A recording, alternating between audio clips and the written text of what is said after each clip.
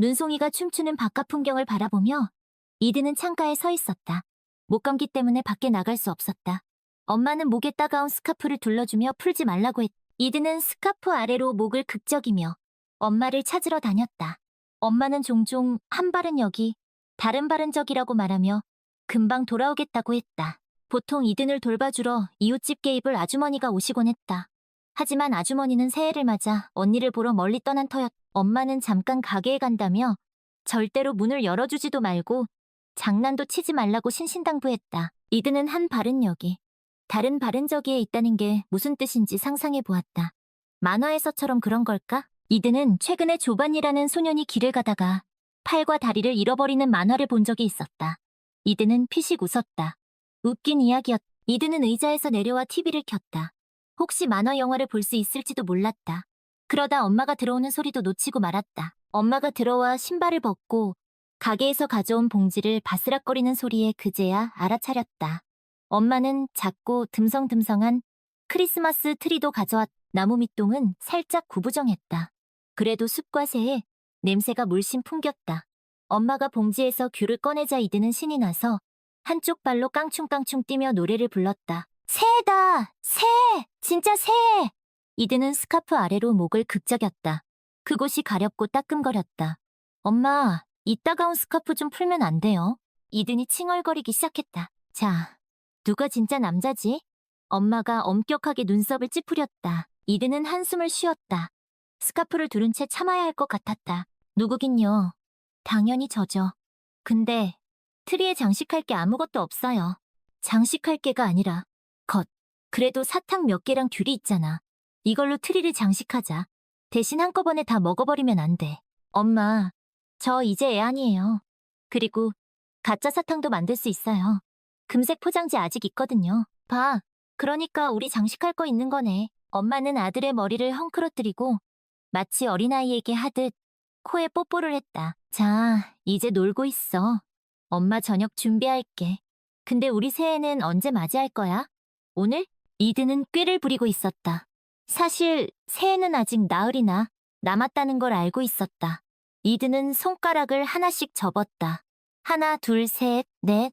하지만 오늘 새해를 맞이하고 싶었다. 엄마는 다 안다는 듯 미소를 지었다. 작은 꾀돌이 같으니. 엄마는 앞치마를 두르고 아들과 함께 먹을 저녁을 준비하러 갔다. 메리는 낡은 아파트의 작은 방에서 혼자 살고 있었다. 그녀는 서로 열렬히 사랑했던 알렉스와 결혼할 예정이었다. 하지만 잘 되지 않았다. 알렉스의 부모님은 보유권 출신의 며느리를 전혀 원하지 않았다. 그들은 메리가 분명 그들의 아파트와 넉넉한 시부모를 노리고 있다고 확신했고, 그래서 무슨 수를 써서라도 아들을 꼬여냈다고 생각했다. 알렉스에게는 부모님과 미래가 있었다.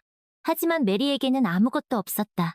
메리가 누구인지, 어디서 왔는지 그들은 알려고도 들으려고도 하지 않았다. 특히 알렉스의 어머니가 그랬다. 알렉스의 부모님은 메리와 알렉스를 갈라놓기 위해 온갖 노력을 다했다. 처음에는 알렉스도 자신의 결정을 스스로 내릴 권리를 주장하며 고집을 피웠다. 결국 아버지는 아들에게 최후통첩을 했다. 그를 지원하지 않고 운명에 내맡기거나 아니면 아들이 대학교를 졸업하고 번듯한 직장을 얻은 다음 그의 떠돌이 메리와 결혼하는 것을 허락하겠다는 것이었다. 그것도 지금 당장은 안 된다고 했다. 알렉스는 운명에 내맡겨지는 것이 싫었다. 아버지의 도움 없이 남겨지는 것이 두려웠. 그는 아버지의 주장이 설득력이 있다고 인정하고 메리에게 기다려달라고 설득하기 시작했다. 메리는 기다릴 수도 있었지만 한 가지 사정이 기다려주지 않았고 곧 눈에 띄게 되었다. 메리가 알렉스에게 임신 사실을 어떻게 말해야 할지 고민하는 사이 알렉스는 이미 다른 도시로 떠나버렸다. 아버지가 알렉스를 다른 대학교로 전학시켰기 때문이었다. 하지만 거기서 아무도 예상치 못한 일이 벌어졌다. 알렉스는 다시는 돌아오지 못할 길을 떠나고 말았다. 그는 교통사고를 당해 세상을 떠났다. 메리가 사랑하는 이로부터 소식을 기다리는 동안 그의 부모님은 이미 장례를 치르고 애도를 끝냈다. 메리에게는 아무도 소식을 전해주지 않았다. 그래, 그들에게 메리가 누구란 말인가? 그저 어디서 굴러온 여자인 것이다. 일자리마저 잘린 메리는 결국 직접 알렉스를 찾아가 그의 아이를 가졌다고 이야기하고 어쩌면 그곳에서 그와 함께 살기로 결심했다. 이제 이곳에 그녀를 붙잡을 것은 아무것도 없었다. 하지만 타지에서 헤매지 않으려면 그의 주소를 알아야 했다. 메리는 알렉스의 부모님을 찾아가 이야기를 나누려 했다. 하지만 알렉스의 어머니는 끔찍할 정도로 심하게 화를 내며 메리를 맞았다. 그녀는 이 사악한 여자가 자신의 아들을 앗아갔고 집안의 모든 불행이 메리 때문이라고 소리쳤다. 메리가 무슨 짓을 했는지 메리는 끝내 알 수 없었다. 알렉스의 주소는 당연히 알 수 없었다. 그리고 왜 알렉스의 어머니가 그렇게 화를 냈는지도 도무지 이해할 수 없었다. 하지만 이웃들이 문을 열고 무슨 일인지 쳐다보기 시작했기 때문에 메리는 물러날 수밖에 없었다. 메리는 연락처를 알아내지도 시어머니에게 아이에 대해 말하지도 못했다. 알렉스 어머니는 화를 내느라 정신이 없어서 헐렁한 메리의 코트에서 아무것도 눈치채지 못했다. 메리는 눈물을 삼키며 짐을 챙겨 아파트 방을 비웠다. 남은 돈을 세어보니 고향 마을로 가는 차표를 사면 딱 떨어지는 금액이었다. 다른 방법이 없던 메리는 고향으로 돌아가기로 했다. 그곳에는 보유권 덕분에 얻은 작은 아파트가 있었다. 당장 지낼 곳은 있었다. 이제 먹고 살 일을 생각해야 했다. 메리는 공장 식당에 일자리를 얻었다. 접시를 닦고 채소를 썰고 간간히 요기도 할 수 있었다. 그리고 언젠가 요리 전문대를 졸업하고 직접 음식을 만들겠다는 꿈을 꿨다.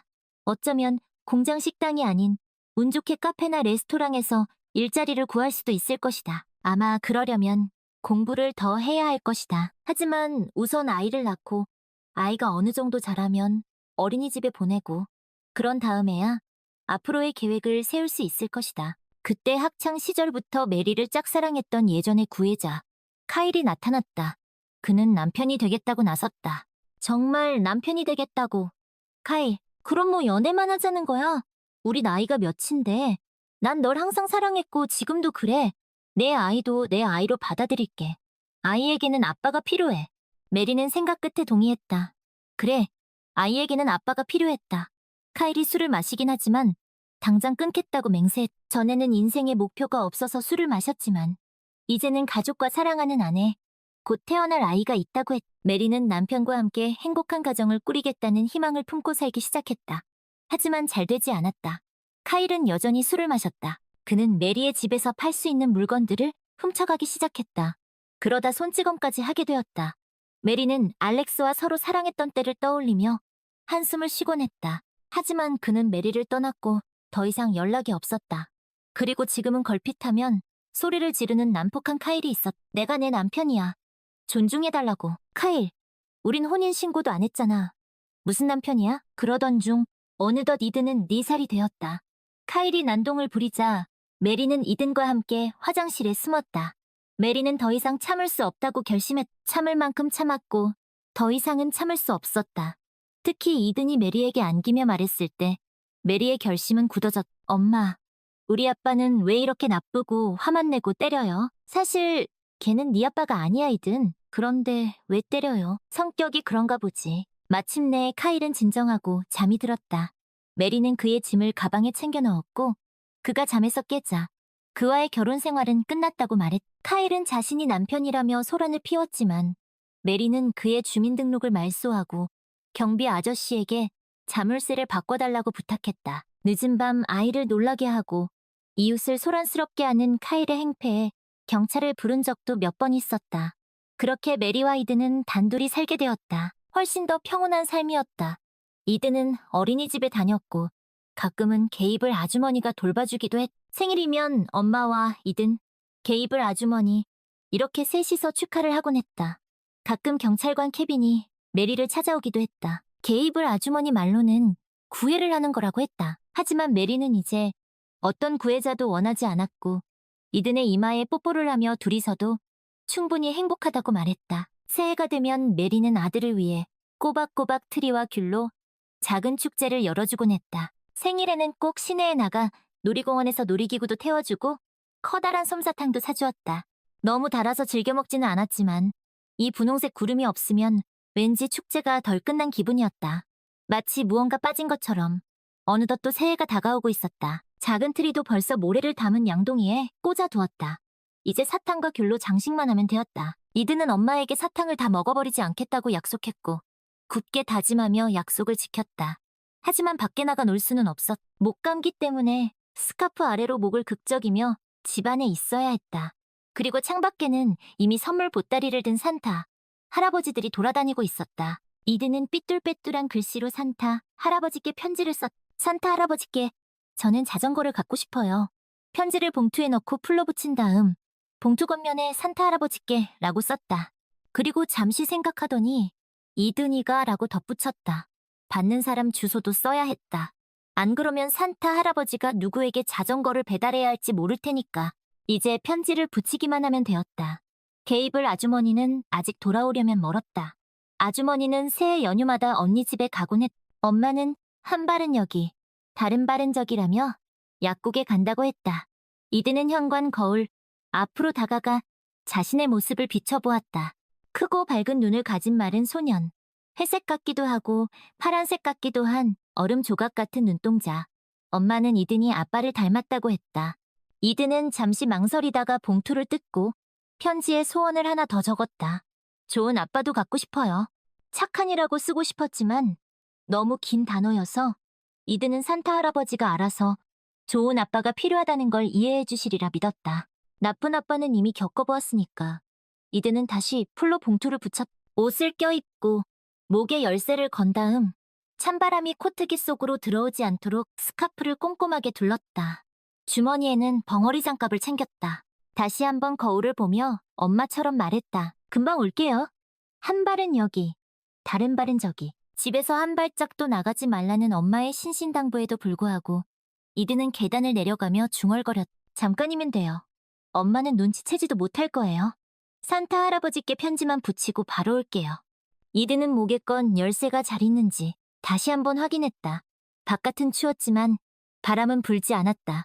발밑에서 눈이 기분 좋게 뽀드득 뽀드득 소리를 냈다. 나뭇가지 위에는 박새들이 깡충깡충 뛰고 있었고 이드는 엄마에게 창가 모이통에 씨앗이랑 곡식을 채워 넣으라고 말해야겠다고 생각했다. 엄마와 이든이 사는 집은 마을 거의 끝자락에 있었다. 우체국과 약국은 오솔길을 따라 10분 정도 걸어가야 했다. 엄마는 예전에 큰 도시에 살았고 언젠가 이든을 데리고 그곳에 놀러 가겠다고 했다. 그곳에는 아주 커다란 관람차도 있고 신기한 놀이기구도 많다고 했다. 얼른 그곳에 가보고 싶었다. 이든은 우체국에 도착해 주머니에서 편지를 꺼냈다. 우체통은 높이 달려 있어서 손이 닿지 않았다. 점프를 해도 닿지 않았다. 그때 뒤에서 누군가 유쾌한 목소리로 말했다. 꼬마야, 밥을 덜 먹었나 보구나? 키가 안 닿니? 밥 많이 먹었는데요. 제가 아직 어려서 그래요. 이든은 뒤돌아보았고 진짜 산타 할아버지를 보았다. 산타 할아버지는 하얀 털이 달린 빨간 외투와 멋진 모자를 쓰고 있었다. 모자에는 눈꽃송이가 수놓아져 있었다. 그리고 눈동자는 이든처럼 아주 밝은 색이었다. 파란색 같기도 하고 회색 같기도 한 마치 얼음 조각처럼. 산타 할아버지는 몸을 숙여 이든을 번쩍 들어올려 우체통 가까이 대주며 말했다. 자, 편지 넣으렴. 꼬마야. 하지만 이든은 고개를 저었다. 아니에요.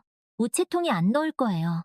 이건 할아버지께 드리는 편지예요. 산타 할아버지는 큼지막한 글씨로 산타 할아버지께 이든이가 라고 쓰인 편지를 받아들고 진지하게 고개를 끄덕이며 주머니에 넣었다. 그래, 나에게 주는 거라니. 받아야지. 근데 네 엄마는 어디 계시니? 엄마는 약국에 갔어요. 한 발은 여기, 다른 발은 저기래요. 저는 이제 집에 갈 거예요. 길 잃어버리지 않겠니? 아니면 데려다 줄까? 산타 할아버지가 물었다. 이든은 고개를 저으며 벙어리 장갑을 낀 손으로 가리켰다. 이 길 따라서 쭉 가면 바로 집이 나와요. 그래, 새해 복 많이 받아라. 산타 할아버지는 웃으며 이든에게 초코바를 건넸다. 이든은 공손하게 고맙다고 인사하고 초코바를 주머니에 넣은 다음 장화 밑에서 뽀드득거리는 눈을 밟으며 집으로 향했다. 그런데 문득 강물이 얼마나 얼었는지 궁금해졌다. 엄마가 강에 데려가 주겠다고 약속했지만 아직 가지 못했다. 이제 목도 거의 다 나았는데 혼자 잠깐 다녀와도 괜찮을 것 같았다. 한 발은 여기, 다른 발은 저기. 엄마는 눈치채지도 못할 것이다. 이드는 강둑에 다가가 아래를 내려다보았다. 얼음까지는 꽤 멀었다. 그런데 저 아래 눈 속에서 무언가 새까만 것이 꿈틀거리며 낑낑거리고 있었다. 이드는 자세히 보려고 애썼다. 강아지인가? 여기서 보니 잘 보이지 않았다. 내려가 봐야 할 것 같았다. 엉덩이를 단단한 눈 위에 대고 미끄럼틀 타듯이 내려가면 재밌을 것 같았다. 그리고 바로 집으로 가면 된다. 강아지라면 데려가서 엄마에게 키우자고 졸라봐야지. 엄마는 착하니까 버리라고 하지 않을 것이다. 이드는 눈 덮인 경사면에 엉덩이를 대고 미끄러지려는 찰나 누군가 외치는 소리가 들렸다. 어이, 꼬마야, 안 돼. 우리 약속이랑 다르잖아. 하지만 이드는 이미 아래로 미끄러져 내려간 후였다. 그리고 그건 정말 새까만 강아지였다. 이든이 강아지를 품에 안는 순간 얼음이 우지끈 갈라졌다. 그리고 이든은 순식간에 허리까지 얼음물에 빠지고 말았다. 그때 누군가 강한 손으로 이든을 낚아채며 외쳤다. 이 장난꾸러기 꼬마 녀석. 똑바로 집으로 간다고 해놓고 어딜 간 거니? 이든에게 초코바를 준 그 산타 할아버지였다. 그는 이든을 눈 위에 내려놓고 재빨리 빨간 외투를 벗어 이든을 꽁꽁 감쌌다. 이든은 너무 순식간에 일어난 일이라 겁먹을 새도 무슨 일이 일어났는지 파악할 새도 없었다. 방금 전까지 얼음장 같은 추위가 마치 불처럼 온몸을 태우는 것 같았는데 어느새 따뜻한 외투에 꽁꽁 쌓여 있었다. 그리고 산타 할아버지는 빠른 걸음으로 거의 뛰다시피 이든을 안고 달렸다. 아파트 입구에서 그들은 눈물범벅이 된 채 이든을 찾아 헤매던 엄마와 마주쳤다. 엄마는 이든을 보자 안도하며 소리쳤다. 집에 있으라고 했잖아. 도대체 엄마한테 왜 이러는 거니? 엄마는 산타 할아버지를 보고 흠칫 놀라더니 마치 유령이라도 본 듯 그 자리에 얼어붙었다. 괜찮습니다, 아주머니. 다행히 무사해요. 어서 문 열고 길 좀 터주세요. 엄마는 그제야 정신을 차리고 눈물을 닦으며 허둥지둥 아파트 문을 열었다. 몇 호시죠? 14호요. 5층이에요. 산타 할아버지는 계단을 2칸씩 성큼성큼 뛰어 올라갔다. 엄마는 겨우 그의 뒤를 쫓았다. 집 안으로 들어온 산타 할아버지는 이든의 옷을 벗기며 물었다. 보드카 있어요? 아니면 코냑이라도. 몸을 좀 문질러줘야겠는데. 없는데요. 메리가 당황하며 말했다. 집에 술은 없어요. 아무것도 없어요. 혹시 진정제라도 찾아보세요. 산타 할아버지는 이든의 다리와 등을 꼼꼼하게 문질러 주었다. 그들은 내 손을 써서 이든에게 마른 옷을 입히고 담요로 꽁꽁 감쌌다. 진정제 냄새를 풍기며 발갛게 달아오른 이든은 이내잠에 빠져들었다. 감사합니다. 정말. 덕분에 메리가 흐느꼈다. 별 말씀을요. 다행히 무사하잖아요. 겁먹을 새도 없었을 거예요. 장화 한 짝을 강물에 빠뜨리긴 했지만요. 그때 뒤뚱거리며 아장아장 걸어 들어오는 새까만 강아지가 보였다. 어머, 얜 또 누구니? 어디서 나타난 거야? 메리가 놀라 물었다. 아, 아드님이 구하신 강아지입니다. 이 녀석 구하려다가 강에 빠진 거예요. 장화 한 짝은 잃어버렸지만 강아지는 구했네요. 이걸 이제 뭘 먹여 키우지? 메리가 쪼그려 앉으며 말했다. 강아지는 메리의 손바닥에 정답게 얼굴을 비볐. 우유라도 데워줄게. 그나저나 차 한잔 하실래요? 고맙지만 사양하지 않겠습니다. 그나저나 제 보따리를 잃어버렸나 봐요. 아직 배달하지 못한 선물이 남았는데. 아, 제 이름은 마이클입니다. 메리는 한숨을 쉬었고 마이클은 그 한숨이 왠지 안도의 한숨처럼 느껴졌다. 저는 메리예요. 신경 쓰지 마세요. 그냥 예전에 알던 분이랑 너무 닮으셔서 처음에 거의 착각할 뻔했어요. 하지만 그분 성함은 이게 아니었어요. 갑자기 날카로운 초인종 소리가 정적을 깼다. 메리는 주전자를 내려놓고 문을 열러갔. 문 앞에는 카일이 여느 때처럼 술에 취해 어깨에 빨간 보따리를 맨 채 서 있었다. 메리, 선물 가져왔어. 이것 좀 봐. 우리 아들 주려고 사탕도 잔뜩 샀다고. 새해 복 많이 받아. 들여보내줄 거지? 마이클 씨, 여기 보따리 찾으신 것 같아요. 메리가 불렀다. 근데 당신은 누구야? 난 당신 초대한 적 없는데. 카일이 불퉁거렸다. 이봐요. 당신도 여기 초대받지 않은 것 같은데요. 마이클이 대꾸했. 이 여자는 내 아내야. 난 이 여자의 남편이라고. 당신처럼 수상한 사람은 여기 들을 수 없지. 당장 나가주시오. 마이클은 메리를 쳐다보며 정말이냐고 묻는 듯했다. 메리는 고개를 저었다. 당신은 내 남편 아니야, 카일.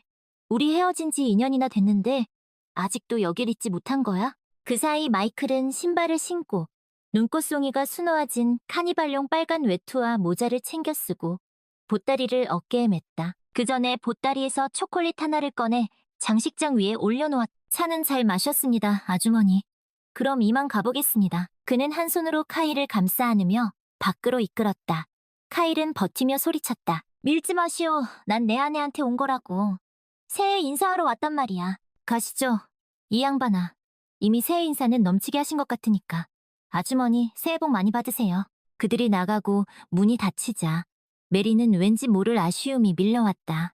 갑작스레 찾아왔던 손님이 떠난 게 서운했. 그와 함께 있으면 마치 오랫동안 알고 지낸 사이처럼, 마치 알렉스가 몇 년 만에 돌아온 것처럼, 헤어진 적도 없었던 것처럼 마음이 편안해졌다. 메리는 신발장 선반에 걸터 앉아 생각에 잠겼다. 그때 강아지가 아장아장 걸어와 메리의 슬리퍼에 몸을 비비며 하품을 하고 꼬리를 흔들었. 메리는 몸을 숙여 강아지를 품에 안았다. 녀석은 금세 잠들 준비를 했. 에휴, 꼬맹이. 어쩌다 길을 잃어서 이 고생이니. 강아지는 하품을 하며 아무 대답도 하지 않았다. 따뜻한 손길과 따뜻한 우유가 있는 메리와 이든의 곁에 있게 된 게 싫지 않은 눈치였다. 메리는 강아지를 안고 침실로 데려가 의자에 눕혀주고 이든의 이불을 덮어주며 잘 자고 있는지 확인했다. 아들은 새근새근 잘 자고 있었다. 열도 없는 것 같았다. 정말 마이클의 말대로 무사히 지나간 모양이었다. 다시 한번 날카로운 초인종 소리가 울렸다. 메리는 깜짝 놀라 황급히 문을 열러갔다. 혹시 마이클이 돌아온 건 아닐까 기대하면서. 하지만 문 앞에는 케빈이 꽤나 만족스러운 듯한 미소를 지으며 서 있었다. 안녕. 새해 복 많이 받아. 차 한 잔 줄래? 안녕하세요. 들어오세요. 근데 조용히 해주세요. 아들이 자고 있어요? 케빈은 시끄럽게 신발을 벗고 회색 스카프를 풀며 마이클이 두고 간 초콜릿을 집어들었다. 애가 아주 푹 자고 있나 보네. 총으로 쏴도 안 깰 정도로. 오늘 강에서 수영을 하고 왔다지? 다행히 무사해서 다행이야. 근데 이건 네 잘못이야. 애를 제대로 돌보지 않았잖아. 나 같았으면 회초리를 들었을 거야. 메리는 한숨을 쉬었다. 케빈 씨는 남의 자식한테 회초리 얘기하는 거 참 좋아하시네요. 맨날 회초리 때린다는 말만 하고 어릴 때 많이 맞고 자랐나 봐요. 메리가 차를 따르는 동안 케빈은 초콜릿 포장지를 바스락거리며 다 먹어치웠다. 메리는 한숨을 쉬었다. 이든에게 주려고 했던 건데 미처 숨기지 못했다. 이번 달에는 초콜릿을 또 사줄 여유가 없다. 잃어버린 장화도 새로 사야 하는데 초콜릿은 사치였다. 케빈은 일어서서 메리의 어깨를 감싸 안았다. 메리는 부드럽게 그의 손길을 뿌리쳤다. 그러자 케빈은 갑자기 화를 내며 말했다. 언제까지 나를 이렇게 밀어낼 거야. 내가 무슨 애도 아니고 계속 쫓아다녔는데 넌 계속 튕기기만 하고 무슨 공주라도 되는 줄 아나 보지? 메리는 돌아서서 어이없다는 듯 케빈을 쳐다보았다. 케빈은 말을 이었다. 뭐, 내가 틀린 말했어? 애 딸린 이혼녀 주제에 너 좋다고 줄 선 남자가 많을 줄 알아? 이렇게 잘나고 인기 많은 남자가 쫓아다니는 걸 고맙게 여겨야지. 어디 상대가 돼야 말이지. 나 정도니까 너 같은 여자를 만나주는 거야. 알아? 있잖아. 메리가 발끈하며 말했다. 나 당신한테 쫓아다녀 달라고 부탁한 적 없거든. 나 같은 애 딸린 이혼녀 말고 다른 여자들한테 나가서 껄떡대. 케빈은 짜증스럽게 메리의 어깨를 잡았고 메리는 그의 뺨을 후려쳤다. 그리고는 스스로도 놀랐다.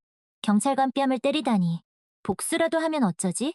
케빈은 정말 얼굴이 새빨개져서는 금방이라도 메리를 때릴 것처럼 주먹을 휘둘렀다. 메리는 너무 놀라 눈을 질끈 감았다. 하지만 이내 옷걸이에서 그의 외투를 벗겨 그에게 내던지고 스카프도 집어던졌다. 나가주세요. 케빈 씨, 당신 부른 적 없어요. 뭐? 그래, 알았어. 누가 10대? 케빈은 제복 모자를 푹 눌러쓰고 문을 쾅 닫으며 나가버렸. 엄마, 무슨 일이에요? 잠에서 깬 이든이 물었. 그렇게 큰 소리가 났으니 안 깰 리가 없었다. 아무것도 아니야, 아가. 괜찮아? 목은 안 아파? 이든은 목 상태를 확인하려는 듯 침을 꿀꺽 삼키고는 고개를 저었. 네, 안 아파요. 배고파요.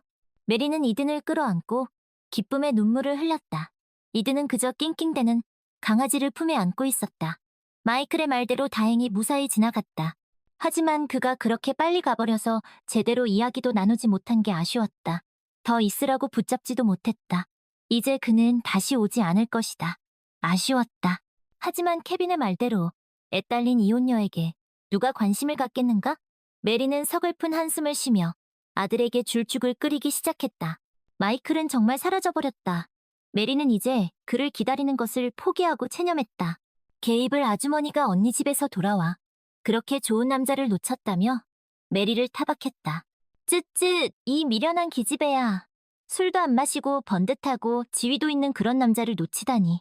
그런 남자랑 살면 얼마나 든든한데. 내가 잠깐 자리 비운 사이에 이게 무슨 일이니? 애는 강에 빠질 뻔하고 좋은 남자도 놓치고 이제 걔까지 키우겠다고? 쯧쯧, 뭘 먹여 키우려고 그러니? 아주머니가 혀를 차며 말했. 글쎄요. 메리는 어깨를 으쓱했다. 어떻게든 되겠죠. 굶어 죽기 하겠어요.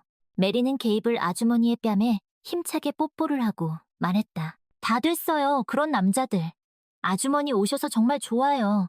저 이제 가게에 가봐야 해요. 이든 장화 사러요. 안 그러면 겨울 내내 집에만 있어야 할 거예요. 그때 초인종이 울렸다. 메리는 가슴이 철렁했다. 이제는 초인종 소리가 반가우면서도 두려웠다. 또 카일이 술에 취해 찾아온 건 아닐까? 이제 케빈에게 도움을 청할 수도 없었다. 그에게 한 방 먹인 후로 그는 앙심을 품고 있는 게 분명했다. 문 밖에는 마이클이 웃으며 서 있었다. 메리는 그의 얼음처럼 맑은 눈동자를 바라보며 미소를 지었다. 그동안 얼마나 그가 보고 싶었던가. 이든의 눈과 어쩜 저렇게 똑같을까. 마이클은 한 손에 상자를 들고 있었다. 안녕 꼬마야. 늦지 않았지? 이리 와서 신어보렴. 마이클은 상자에서 안쪽에 부드러운 털이 달린 가죽 장화를 꺼냈다. 어머, 이거 너무 비싼데. 메리가 더듬거렸다. 애들은 금방 크는데. 걱정 마세요, 아주머니. 산타 할아버지가 주시는 선물이에요. 산타 할아버지 선물은 따지는 거 아니라고요. 이든은 새 장화를 신고 송아지처럼 거실을 뛰어다녔다. 와, 신난다. 이제 따뜻한 새 장화 신고 밖에 나가서 놀 수 있겠다. 근데 제 자전거는요? 이든 욕심부리지 마. 무슨 네 자전거 말이야? 메리가 손뼉을 치며 말했다. 아, 이든이 산타 할아버지께 쓴 소원이요. 자전거는 아직 눈이 와서 필요 없어요. 날씨 풀리면 그때 자전거가 올 거예요. 라플란드에서 오는 거라 시간이 좀 걸리거든요. 라플란드에서 온다고요? 그게 무슨 말씀이세요? 메리는 여전히 이해하지 못했다. 자전거 말입니다. 마이클이 웃으며 말했다. 소원이라고 했잖아요. 이든이 산타 할아버지께 직접 쓴 편지요. 그러니 그 마법 같은 소원이 이루어지지 않을 리가 없죠. 마이클은 편지에 적힌 또 다른 소원, 좋은 아빠도 갖고 싶어요에 대해서는 아직 말하지 않았다. 메리는 행복한 미소를 지으며 모두에게 차를 권했다. 마이클은 강아지를 안고 있는 이든의 머리를 다정하게 쓰다듬으며 미소 지었다. 듬직한 아드님이네요. 소원도 아주 훌륭하게 빌었고요. 곧 자전거도 생길 거고 아빠도 생길 거예요. 마이클은 메리에게 미소를 지어 보였고 메리는 얼굴이 빨개졌다. 마이클도 얼굴이 붉어졌다. 게이블 아주머니는 모든 걸 다 알아차렸다는 듯 입가에 교활한 미소를 감추었다. 그래, 이든에게 곧 아빠가 생길 거야. 소원만 잘 빌면 돼. 메리는 씁쓸한 기분으로 침대에 걸터앉았다. 창밖에는 여전히 눈송이가 춤추고 있었고 가로등 불빛에 반짝이는 눈송이들은 마치 누군가 하늘에서 반짝이 가루를 흩뿌리는 것 같았다. 그 광경은 아름다웠지만 왠지 모를 슬픔이 메리의 마음 한구석을 짓눌렀다. 다 내 잘못이야. 메리는 생각했다. 내가 알렉스를 조금만 더 붙잡았더라면, 그의 부모님께 맞서 싸웠더라면 어쩌면 지금쯤 우린 행복한 가족이 되었을지도 몰라. 하지만 그 모든 건 이미 지나간 일이었다. 돌이킬 수 없는 과거였고 메리는 그 과거에 얽매여 현재를 망치고 싶지 않았다. 이든에게는 자신밖에 없었고 이든을 위해서라도 강해져야 했다. 그때 곤히 잠든 이든이 뒤척이며 작게 중얼거렸다. 아빠! 메리의 심장이 쿵 내려앉았다.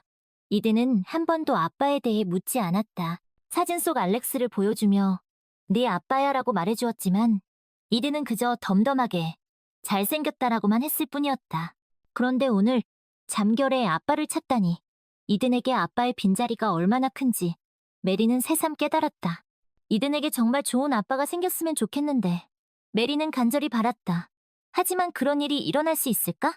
자신은 애 딸린 이혼녀였고 세상은 그런 자신에게 결코 호락호락하지 않았다. 케빈의 말 맞다나 자신에게 관심을 가져주는 것만으로도 감사해야 할 판이었다. 그때 문득 마이클의 얼굴이 떠올랐다. 이든을 구해주던 그 용감한 모습, 다정하게 말을 건네던 그 따뜻한 목소리, 그리고 무엇보다 알렉스를 쏙 빼닮은 그 얼음 조각 같은 눈동자. 설마... 메리는 고개를 저었다. 말도 안 돼. 그럴 리가 없어. 하지만 그날 이후 메리는 자꾸만 마이클을 떠올렸다. 그가 정말 알렉스일지도 모른다는 말도 안 되는 상상을 하기도 했다. 그러던 어느 날 장을 보고 돌아오던 길에 메리는 우연히 마이클과 마주쳤다. 그는 여느 때처럼 환한 미소를 지으며 메리와 이든에게 인사를 건넸다. 안녕하세요, 아주머니. 그리고 꼬마 신사님. 아, 안녕하세요, 마이클 씨. 메리는 수줍게 인사했다. 이든은 마이클을 보자마자 반가워하며 그의 다리에 매달렸. 산타 할아버지, 그래 이든. 착하게 잘 지냈니? 네. 근데 제 자전거는 언제 와요? 라플란드에서 오고 있으니까 조금만 더 기다려야지. 힝, 빨리 타고 싶은데. 대신 이거라도 먼저 받을래? 마이클은 주머니에서 작은 상자를 꺼내 이든에게 건넸다. 이든이 상자를 열자 그 안에는 앙증맞은 강아지 인형이 들어있었. 우와, 이거 제 거예요. 그래. 네가 구해준 강아지랑 닮았지? 네. 완전 똑같아요. 이든은 강아지 인형을 품에 안고 기뻐서 어쩔 줄 몰라 했다. 메리는 그런 이든과 마이클을 흐뭇하게 바라보았다. 정말 감사합니다, 마이크 씨. 이든이 정말 좋아하네요. 별 말씀을요. 이든이 기뻐하는 모습을 보니 저도 기쁩니다. 그때 메리는 마이클의 눈에서 낯익은 다정함을 보았다. 마치 알렉스가 자신을 바라보던 그 눈빛과 똑같았다. 메리는 순간 숨이 멎는 것 같았다. 혹시 메리가 어렵게 입을 열었. 혹시 알렉스. 아니, 그게 아니라 죄송합니다. 제가 무슨 말을 하는 건지. 메리는 당황해서 말을 더듬었다. 마이클은 그런 메리를 지그시 바라보더니 나지막이 말했. 괜찮습니다. 무슨 말씀이신지 알 것 같아요. 정말인가요? 네. 알렉스는, 아니, 저는 이든과 당신을 오랫동안 지켜봐 왔습니다. 메리는 믿을 수 없다는 듯 눈을 크게 떠. 그럼 정말 알렉스? 네, 메리, 나예요. 마이클. 아니, 알렉스가 조심스럽게 메리의 손을 잡았다. 그 손은 따뜻했고 메리는 그 온기에서 낯익은 그리움을 느꼈다. 어떻게 이런 일이. 저도 잘 모르겠습니다. 그저 어느 날 눈을 떠보니 이 세상에 이 모습으로 있었습니다. 하지만 당신은 죽었죠. 하지만 이든과 당신을 다시 만나게 해달라고 간절히 기도했습니다. 그 기도가 기적을 부른 걸까요? 메리는 눈물을 글썽이며 고개를 끄덕였다. 알렉스, 아니 마이클은 메리의 눈물을 닦아주며 말했다. 이제 당신과 이든 곁에 있을게요. 다시는 떠나지 않을게요. 이든은 영문도 모른 채 그저 강아지 인형을 꼭 껴안고 해맑게 웃고 있었다. 메리는 그런 이든을 그리고 알렉스를 번갈아 보며 가슴 벅찬 행복을 느꼈다. 기적이 일어났어. 메리는 생각했다. 정말 기적이 일어난 거야. 그날 이후 메리와 이든 그리고 알렉스는 진짜 가족이 되었다. 알렉스는 이든에게 자상하고 든든한 아빠가 되어주었고 메리에게는 변함없이 다정한 연인이 되어주었다. 그들은 함께 웃고 함께 울고 함께 행복을 만들어갔다. 물론 어려움이 없었던 것은 아니었다.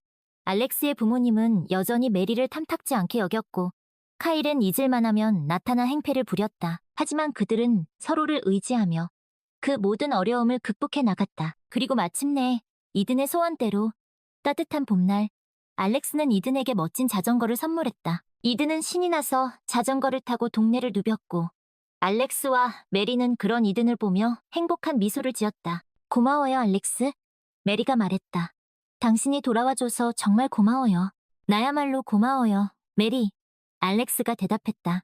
당신과 이든이 내 삶의 기적이에요. 그들은 서로를 꼭 껴안았다.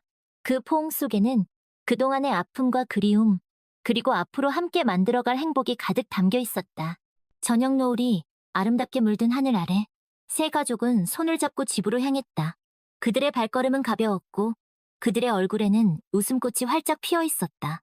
그래, 이게 바로 행복이지. 메리는 생각했다. 이런 게 진짜 가족이지. 그리고 그 행복은 오래오래 계속될 것 같았다. 그들의 앞날에는 더 많은 기적들이 기다리고 있을 테니까.